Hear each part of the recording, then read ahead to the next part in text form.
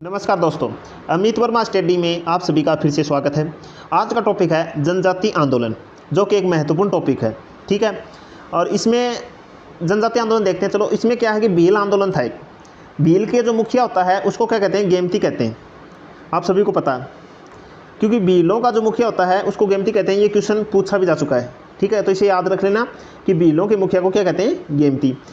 गेमती क्या था? जो भीलों का मुखिया होता था वो दो प्रकार के कर लगाता था। एक तो रखवाली कर, यानी कबीला होता था, यानी भीलों का कबीला हो गया जनजाति का। इसमें क्या था कि इसकी जो रखवाली करता था और वो कर लेता था रखवाली का। ठीक है, दूसरा कर होता था, यानी कि कबीले से ऐसे रास्ता निकल रहा है मान लो। ठीक है, तो इस रास्ते से अगर कोई भी व्यक्ति गुजरेगा तो उसको कर देना होगा, यानी कि जो हमें वर्तमान में क्या कहते हैं? Toll tax. ठीक है, तो टोल टैक्स लगता था। अब इस टोल टैक्स को क्या है, पॉलिटिकल एजेंट था मेवाड़ का, कौन? कर्नल जेम्स टोड, उन्हें बंद करवा दिया। ठीक है, बस भीलों के आंदोलन में इतनी बात थी। जो मोस्ट है इसमें, मोस्ट यही है कि जो भीलों का मुखिया होता है उसको क्या कहते हैं? गेमती कहते हैं। ये मोस्ट है, ये याद रख लेना आप। ठीक है, अब जो नेक्स्ट है वो है भगत आंदोलन, जो एक मोस्ट टॉपिक्स है। भगत आंदोलन क्या था कि गुरु गोविंद गिरी द्वारा चलाया गया था। गुरु गोविंद का जन्म कब हुआ? 1858 में हुआ। बासिया गांव पड़ता डूंगरपुर में, वहाँ पर हुआ था। बंजारा परिवार में हुआ। उपनाम क्या था गुरु गोविंद का? भीलों का गुरु या भीलों के गुरु कहते थे। ठीक है, बागड़ क्षेत्र, और देखो आदिवासियों का मसीहा, जो एक आंदोलन चलाया था मोतीलाल तेजावत को कहते हैं। ठीक है, ये याद रख लेना। बागड़ क्षेत्र जो कि डूंगरपुर बांसवाड़ा में पड़ता है, बागड़ क्षेत्र जो डूंगरपुर बांसवाड़ा है उसको मिले हुए बाग को क्या कहते हैं? ये डूंगरपुर और बांसवाड़ा हो गया, इसके जो क्षेत्र को बागड़ क्षेत्र कहते हैं। ठीक है, इधर हड़ौती रह गया। अब भीलों के जो बागड़ क्षेत्र था उसके लिए आंदोलन चलाया गया था। बेरसा गांव जो डूंगरपुर में पड़ता, वहाँ पर इन्होंने क्या धूनी स्थापित की? किसने? गुरु गोविंद गिरी ने। और वहाँ पर आध्यात्मिक ज्ञान देना शुरू कर दिया। इन्होंने क्या किया? भगत पथ जो स्थापना की, भगत पथ की स्थापना की गुरु गोविंद गिरी ने स्थापित की थी। किससे? दयानंद सरस्वती था, उनकी प्रेरणा से स्थापित कर दी। ठीक है, उनसे प्रेरणा ली और स्थापित करी। क्या नाम? भगत पथ। यानी जो दयानंद सरस्वती थे वो स्वदेशी और स्वदेशी धर्म, स्वदेशी आंदोलन चलाए थे, तो उनसे प्रेरणा लेकर इन्होंने हिंदू धर्म और स्वदेशी आंदोलनों के लिए भगत पथ की स्थापना कर दी। अब क्या हुआ? दूसरी इन्होंने संत सभा की स्थापना की थी। ये बार पूछा जाता है बहुत बार, संत सभा की स्थापना किसने की, कब की? 1883 में गोविंद गिरी ने की थी। ठीक है, सहयोगी कौन थे? सूरजी भगत, सुरमा भगत और पुंजादीर, ये तीनों इनके सहयोगी थे गुरु गोविंद के संत सभा की स्थापना करने में। ठीक है, अब जो मोस्ट है वो है मानगढ़ धाम हत्याकांड।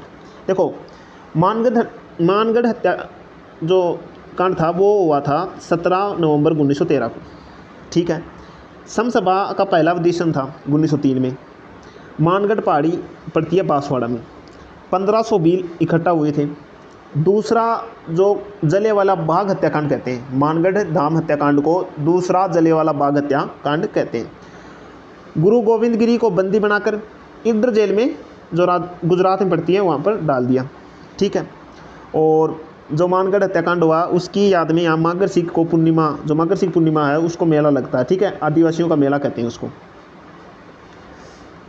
नेक्स्ट टॉपिक है एक की आंदोलन या बोमट आंदोलन। देखो, एक की आंदोलन प्रवर्तक कौन है, सीधे से पूछ लेते हैं, तो मोतीलाल तेजावत थे। ठीक है, देखो एक की आंदोलन या बोमट आंदोलन कहते हैं 1921 में मातरकुंडिया, जो कि रश्मि तहसील चित्तौड़गढ़ में पड़ता है। ठीक है, प्रवर्तक मोतीलाल तेजावत थे। मोतीलाल तेजावत के बारे में जानते हैं। देखो, जन्म उनका कोलियारी गांव उदयपुर में हुआ था। ओसवाला जैन परिवार से बिलोंग करते थे। उपनाम क्या था? भीलों के बाबूजी, आदिवासियों का मसीहा। ठीक है, वनवासी संघ की स्थापना की थी इन्होंने। किसकी? वनवासी संघ की स्थापना की थी। ठीक है, देखो जो एक ही आंदोलन का जो प्रमुख केंद्र था वो बोमट था, इसलिए इसे बोमट आंदोलन कहते हैं। उदयपुर में पड़ता बोमट। ठीक है, ये क्या थे? ये जो जाडोल कहाँ? उदयपुर में पड़ता, ठिकाने के कामदार थे और बाद में ये नौकरी छोड़ दी मोतीलाल तेजावत ने। मोतीलाल तेजावत 21 मांगे रखी थी किसी मेवाड़ के महाराणा के सामने, और उन्हें क्या कहते हैं? मेवाड़ पुकार कहते हैं। ठीक है, नेक्स्ट आता है नीमच हत्याकांड। नीमच हत्याकांड 7 मार्च 1922 को हुआ था। गुजरात नीमड़ा हत्याकांड 7 मार्च 1922 को हुआ, गुजरात में पड़ता है नीमड़ा। नेतृत्व तो मोतीलाल तेजावत ने किया था, 1200 भील मारे गए थे इस कांड में, ठीक है, हत्याकांड में। यह आंदोलन तेजावत ने, जो मोतीलाल तेजावत था, वो गांधी जी के कहने पर आंदोलन शुरू किया था और उन्हीं के कहने पर वापस बंद कर दिया, ठीक है। लसाड़िया आंदोलन की अगर मैं बात करता हूँ तो संत मावजी द्वारा चलाया गया था बागड़ क्षेत्र में, ठीक है, डूंगरपुर और बांसवाड़ा में। अब दूसरा आता है बारापाल भील विद्रोह था, जो अंग्रेजों ने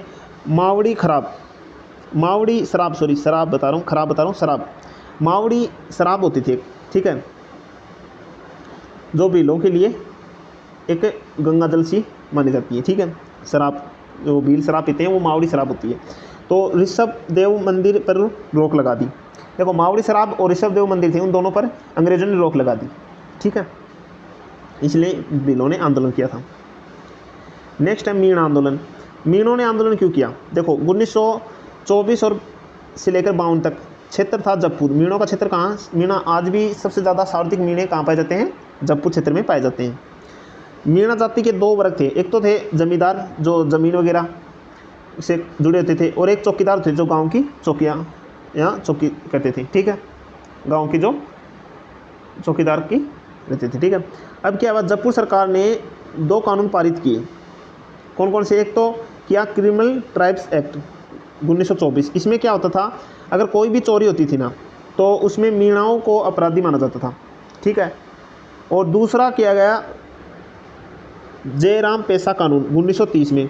इसमें क्या होता था, मीणा लोग होते थे ना, मीणा जाति के लोग, उनको प्रतिदिन चाहे वहाँ के जो बच्चे और उनकी महिलाओं, सभी को, पूरे परिवार को आकर रोजाना जो थाने में हाजिरी देनी होती थी, ठीक है।